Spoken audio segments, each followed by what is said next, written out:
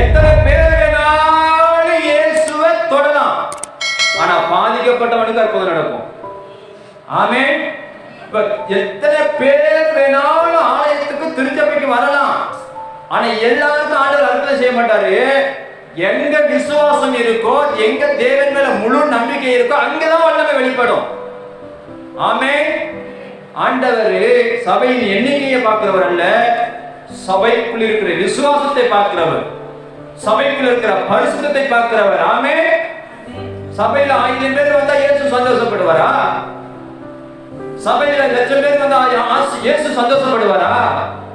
Pastor வேணா சந்தோஷப்படலாம், ஊழியக்காரன் வேணா சந்தோஷப்படலாம், ஆனா தேவன் சந்தோஷப்பட மாட்டாரு. தேவன் சந்தோஷப்படுற ஒரே ஒரு காரியம், அவனுக்குள்ள பரிசுத்தம் இருக்கா, அவனுக்குள்ள தேவ நீதி இருக்கா, அவனுக்குள்ள வசனம் இருக்கா, அவனுக்குள்ள சத்தியம் இருக்கா என்பதை